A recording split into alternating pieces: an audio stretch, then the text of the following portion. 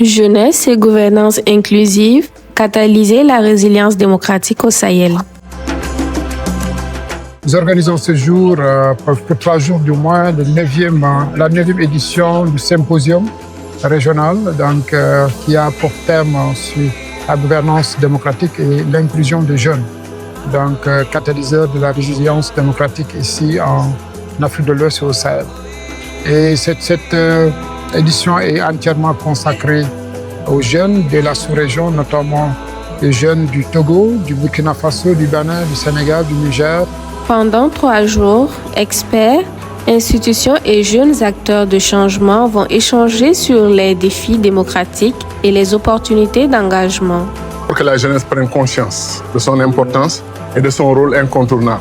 Et j'ai dit que la jeunesse n'accepte pas d'être instrumentalisée, d'être un bétail électoral par exemple. Quand il y a des élections, ceux qui veulent être élus vont vers les jeunes, sortent de l'argent, des t-shirts par-ci, des posters par-là, et beaucoup de distribution d'argent et tout.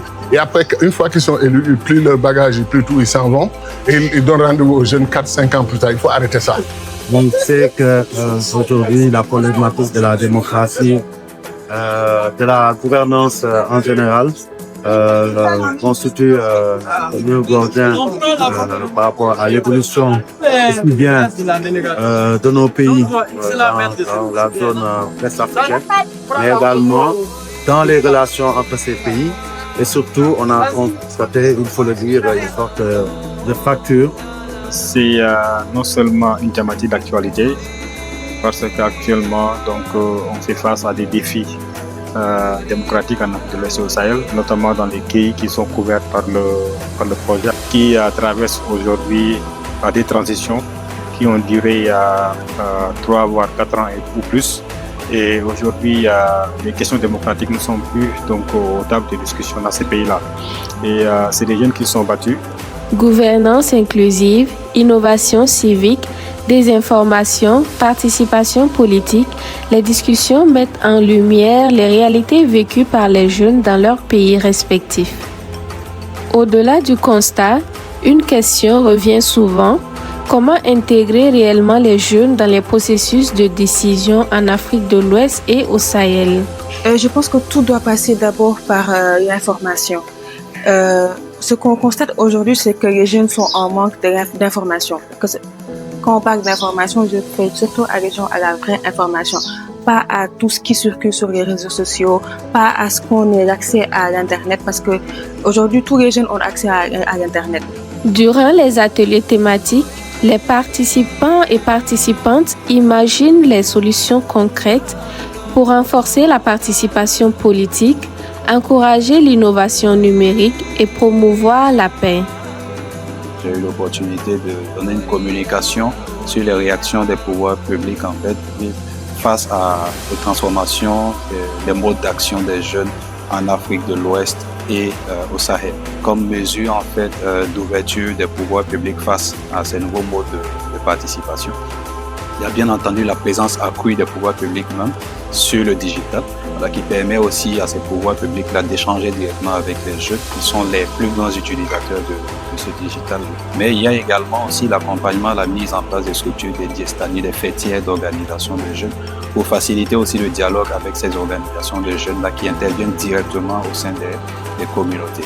Durant le symposium, j'ai eu l'honneur d'intervenir en tant que panéliste sur la thématique concernant les médias, la désinformation, mais aussi la gouvernance des jeunes. Il est important de pouvoir échanger avec les jeunes concernant les dangers de ces réseaux sociaux, parce que tout le monde est connecté, mais il y a aussi beaucoup de dangers auxquels les gens sont confrontés, notamment concernant la diffusion des fausses informations, ce qui nous renvoie à la désinformation et qui peut entraîner des conséquences très graves sur la citoyenneté, sur la gouvernance, mais aussi sur la participation même des jeunes dans le processus de développement de notre continent. Ce n'est plus une question de chiffres, ce n'est plus une question de présence, mais c'est une question d'influence. Et la configuration même déjà des partis politiques, des espaces politiques, sont des configurations purement masculines. Sont des configurations où à des moments donnés, c'est oui, les femmes vont être présentes présence cosmétique, mais ne doivent pas influencer. Et quand je parle de ne doivent pas influencer, pour être vraiment très rigide, vous allez voir dans les partis politiques, dans les institutions, quels sont les postes qui sont réservés aux femmes. C'est les postes d'affaires sociales. Par exemple, on veut évoquer le ministre des Affaires sociales. Ce sont les postes qui sont d'emblée, on a dans notre idéologie, c'est réservé aux femmes. Dans un contexte comme celui du Sahel de nos jours, avec tout ce qu'il y a comme mutation, tout ce qu'il y a comme défi, parler de gouvernance inclusive sans parler de la jeunesse n'est pas possible.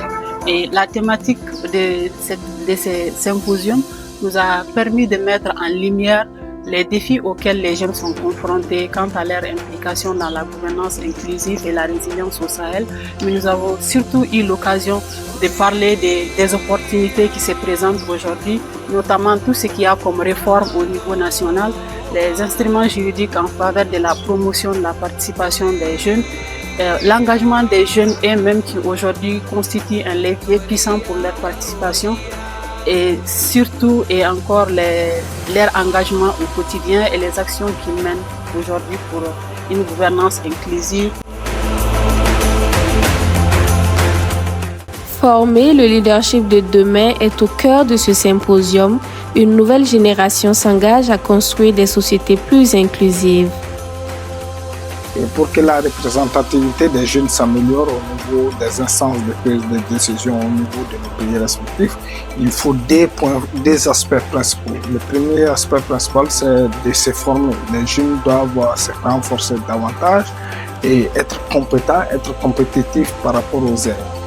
Il faudrait que les lois soient améliorées pour faciliter, pour améliorer la participation des jeunes au niveau des instances de prise de décision. Il faudrait accompagner la jeunesse parce qu'elle est pleine de talent, pleine d'engagement et d'abnégation. Ce qu'il faut, c'est l'accompagnement pour leur permettre de réussir les initiatives.